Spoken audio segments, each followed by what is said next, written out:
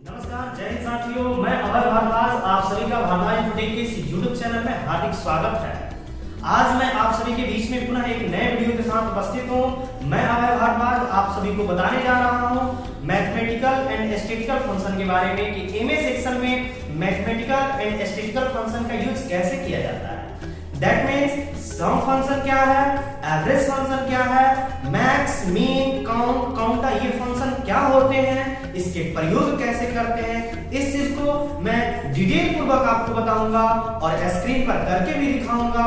तो चलते हैं स्क्रीन पर और समझते हैं। इससे पहले मैं एक छोटा सा अपील करना चाहूंगा आपसे कि वीडियो को स्किप ना करें, वीडियो को पूरा देखें, विस्तार से देखें, ताकि हर एक स्टेप को आप बारीकी से समझ सके मैथमेटिकल फंक्शन के बारे में।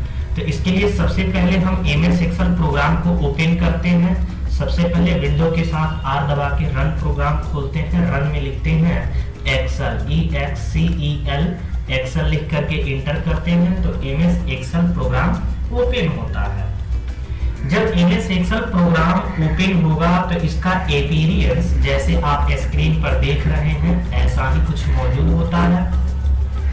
इसमें कुछ एलिमेंट्स होते हैं जो एक्सेल के तहत जाने जाते हैं और उनका एक्सेल में बहुत बड़ा योगदान होता है।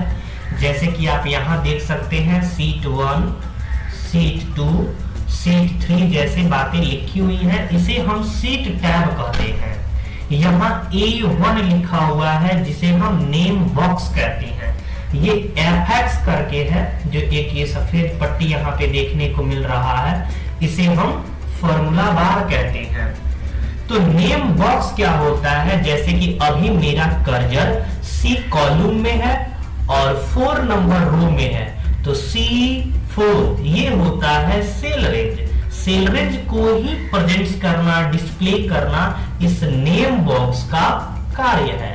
और इसमें जो कुछ भी हम लिखते हैं, जैसे कि कर्सर अब रखते हैं पुनः A1 सेल में और इसमें हम लिखते हैं जैसे कि सबसे पहले रोल लिखते हैं, फिर टैब बटन दबाते हैं, नेम लिखते हैं। इसी तरह से यहाँ पे physics, chemistry, math, Hindi, English जैसे करके हमने 5 सब्जेक्ट का नाम लिखा और यहाँ पे लिखते हैं टोटल, यानी टोटल बोले तो इन सभी का योगफल निकालने के लिए तो ये टोटल हो गया। और औसत निकालने के लिए एवरेज लिख देते हैं, एवरेज या परसेंटेज भी लिख सकते हैं। और इसके बाद हम यहाँ पे लिखते हैं जैसे कि रोल नंबर 1 और इंटर बटन दबाते हैं, फिर 2 लिखते हैं।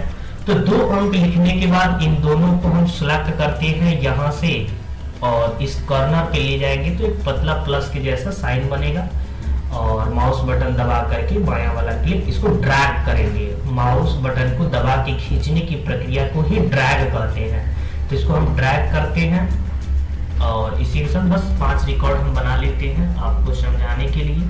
तो ये 4 रिकॉर्ड हो गया और एक ये 5 रिकॉर्ड हो गया। फिर नाम लिखते हैं तो नाम लिखते हैं जैसे कि मोहन, सोहन, सीता, रीता, सुनीता।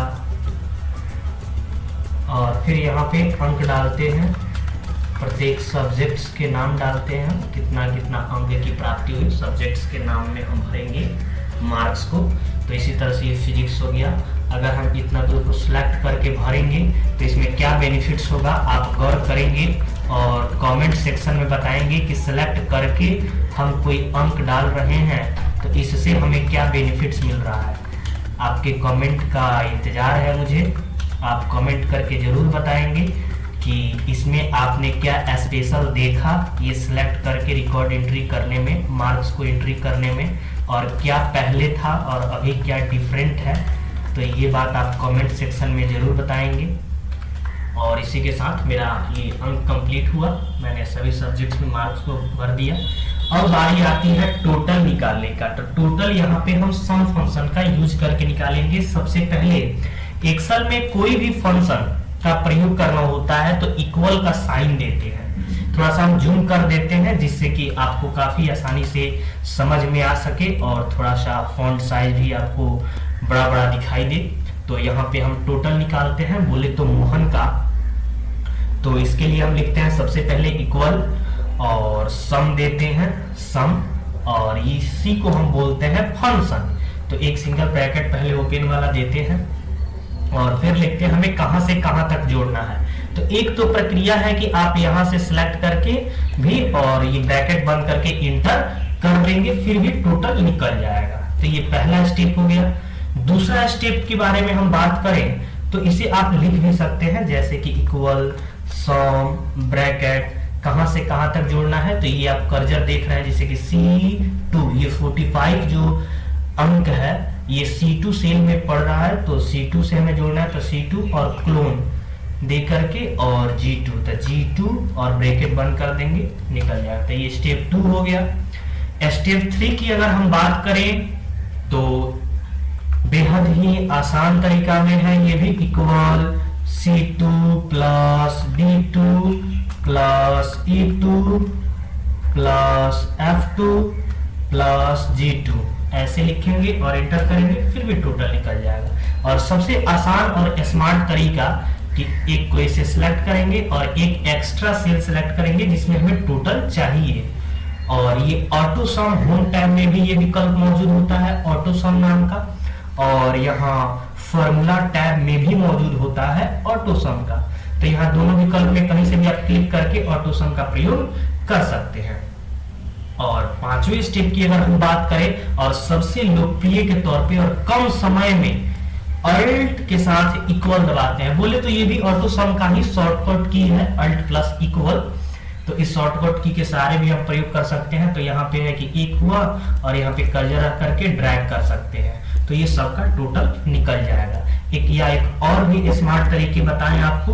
तो जिस तरह से ये अंक है इसको हम सिलेक्ट कर लेते हैं और यहाँ पे अल्ट के साथ इक्वल दबाएंगे, सबका योगफल साथ ही निकल जाएगा। अब हम बात करते हैं एवरेज निकालने का। तो इक्वल AVERAGE एवरेज लिखते हैं और फंक्शन का साइन देते हैं C2 अनुपात दे करके F2 ब्रैकेट बंद किए और इंटर किए, ये एवरेज निकल गया औसत। और फिर यहाँ से ड्रैग करेंगे, जैसे कि पहले में यहाँ पे सीरियल नंबर में रोल नंबर में हमने ड्रैग किया था माउस का बायां बटन दबा के, तो ये छोटा कॉर्नर में ले जाएंगे, इस तरह का साइन बनेगा पतला प्लस जैसा, और इसे दबा के हम ड्रैग करेंगे।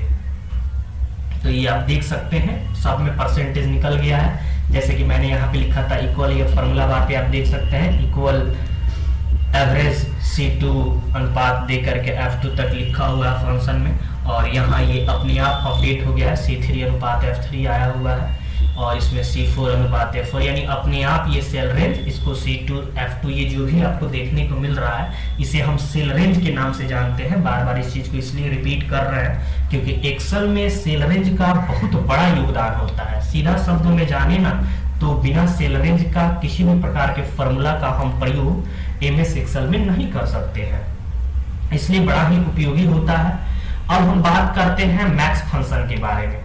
तो सबसे पहले हम मैक्स लिखते हैं, यहाँ पे मीन लिखते हैं जिससे कि हर एक फंक्शन आप आसानी से समझ सके। यहाँ पे काउंट लिखते हैं, यहाँ पे हम काउंटा लिखते हैं और यहाँ पे हम काउंट ब्लैंक लिखते हैं। तो यहाँ पे हम कर्सर रखते हैं और यहाँ से इसकी चौड़ाई भी अगर बढ़ाना चाहें तो आप बढ़ा सकते हैं जरूरत के हिसाब से। तो सबसे पहले मैक्स फंक्शन हमें जो निकालना है, मैक्स फंक्शन जो आप निकालना है हमें, इसके लिए हम लिखते हैं सबसे पहले इक्वल मैक्स MAX मैक्स, और सिलेक्ट कर लेंगे, यहाँ पे ब्रैकेट दे करके सिलेक्ट कर लेंगे कि क्या फिजिक्स में निकालना है। तो फिजिक्स में केवल निकालना है तो ऐसे सिलेक्ट करेंगे, और अगर मोहन का किस विषय में ज्यादा निकालना है तो यानी कि हॉरिजॉन्टल में, यानी ऑल सब्जेक्ट से निकालना है तो ऐसे सिलेक्ट करेंगे मोहन को, और अगर फिजिक्स के सब्जेक्ट के अनुसार करना हो तो ऐसे सिलेक्ट करेंगे। यानी जिस कंडीशन के अनुसार आप फाइंड करना चाहते हैं, मैक्सिमम वैल्यू अधिकतम अंक को फाइंड करना चाहते हैं, वैसे सिलेक्ट करेंगे और ब्रैकेट बंद करके इंटर कर देंगे, इससे आपका मैक्सिमम वैल्यू ज्ञात हो जाएगा। ठीक इसी तरह से इक्वल मीन बस बदलाव होगा, थोड़ी सी बदलाव, मैक्स की जगह पे बिन हो जाएगा और ब्रैकेट दे करके और इसी तरह से अंक को सिलेक्ट करेंगे और पुनः ब्रैकेट बंद करके, यानी इससे इस फॉर्मूला के माध्यम से ये हमें ज्ञात हुआ कि मैक्सिमम वैल्यू किसी व्यक्ति का 69 आया है। तो 69 किसका आया है? तो सुनीता का आया है। मिनिमम वैल्यू किसका आया हुआ है? 36, तो 36 सीता का आया हुआ है। इसी तरह से काउंट के बारे में पता लगाते हैं कि काउंट फंक्शन का काम क्या है। इक्वल COUNT काउंट फंक्शन का नाम देते हैं और ब्रैकेट में ये रोल से लेकर के यहाँ तक हम टोटल रिकॉर्ड, जितना भी रिकॉर्ड हमने भरा हुआ है सबको सिलेक्ट कर लेते हैं। इससे क्या फायदा? ब्रैकेट बंद करके इंटर करेंगे तो ये 40 बता रहा है। ये 40 बताने का मतलब हुआ कि यहाँ से लेके यहाँ तक, ये जितना दूर आप सिलेक्टेड डेटा देख रहे हैं, इतना दूर के सेलों में कुल ऐसे 40 सेल है, यानी कि 40 ऐसे सेल हैं जिसमें अंक भरा गया है। और वही अगर काउंटर में बात करें तो अंक, अक्षर या किसी भी सिंबल को मिला करके काउंट करता है। तो चलिए इस चीज को भी देखते हैं। इक्वल काउंटा, काउंट ने क्या किया? अंक से भरे हुए सेल को गिना। अब काउंटा क्या करेगा? अंक हो, अक्षर हो या कोई सिंबल भी हो संकेत के तौर पे, उसे भी गिनने का काम करेगा। तो आप पहले गिन के देख सकते हैं कि 40 आपके नंबर है तो ये काउंट हो गया। आइए काउंटा हो गया कि ये आपका 54 है, यानी अंक, अक्षर सबको मिला करके ये गिनता है काउंटा। और काउंट ब्लैंक की बात करें तो equal count blank, BLANK blank, और ब्रैकेट में पूरा इतना रिकॉर्ड को फिर से सिलेक्ट करते हैं, यानी काउंट, काउंटा, काउंट ब्लैंक, तीनों में डाटा सिलेक्ट करने की बातें सामान्य हुई है और ब्रैकेट बंद करके इंटर करते हैं। तो यहाँ शून्य आया। शून्य आने का मतलब क्या? कि यहाँ से लेकर यहाँ तक कोई भी सेल रिक्त नहीं है, खाली नहीं है। चलिए प्रैक्टिकल तौर पे मैं आपको बताता हूं। जैसे कि मैंने 2 सेल को सिलेक्ट किया और डिलीट बटन का यूज करके हम इसे मिटा देते हैं। जैसे ही मिटाएंगे तो यहाँ देखने को मिलेगा कि 2 सेल बढ़ गए, यानी कि इतने दूर में क्या है? 2 सेल खाली है। तो आपने समझा कि मैक्स फंक्शन अधिकतम वैल्यू को ज्ञात करता है, मीन फंक्शन न्यूनतम वैल्यू को ज्ञात करता है, काउंट फंक्शन ऐसे सेलों को गिनता है जिस सेल में केवल अंक भरे गए हैं, और काउंटा फंक्शन ऐसे सेल को गिनता है जिसमें चाहे अंक हो, अक्षर हो, सिंबल हो, यानी कोई भी चीज भरा हुआ हो, रिक्त ना हो, उसे काउंटा गिनने का काम करता है। और काउंट ब्लैंक यानी कि बिल्कुल रिक्त हो, खाली हो। समझ में आ गया होगा, उम्मीद करते हैं आपसे। अगर कोई डाउट्स है तो आप कमेंट्स में जरूर बताएं, पूछें। मैं 100% आपके डाउट को क्लियर करने का प्रयास करूंगा। तो ये है साथियों, इसी को हम कहते हैं मैथमेटिकल फंक्शन, जिस फंक्शन के माध्यम से मैंने आपको सिखाया total, average, max, mean, count, counta, count blank, ये कैसे ज्ञात किए जाते हैं, या कहें तो इसका कैसे यूज किया जाता है, कैसे रिकॉर्ड भरे जाते हैं, हर एक चीज बारीकी से मैंने बताने का प्रयास किया है। और जो कुछ भी डाउट है मैं पुनः याद दिला दूं आपको कि आप कमेंट से जरूर पूछें। मैं हर संभव प्रयास करूंगा आपके डाउट्स को क्लियर करने का। Thanks for watching this video. अगर यह वीडियो आपको पसंद आया हो तो वीडियो को लाइक करें, ज्यादा से ज्यादा लोगों तक शेयर करें, ताकि वो भी मैथमेटिकल एंड स्टैटिस्टिकल फंक्शन के बारे में एक्सेल में विस्तृत पूर्वक समझ सकें। और यदि आप इस चैनल पे नए हैं तो चैनल को सब्सक्राइब करें, बेल आइकन को दबाएं, ताकि हर एक मेरा लेटेस्ट अपडेट आप तक सबसे पहले पहुंचे। Thank you. जय हिंद।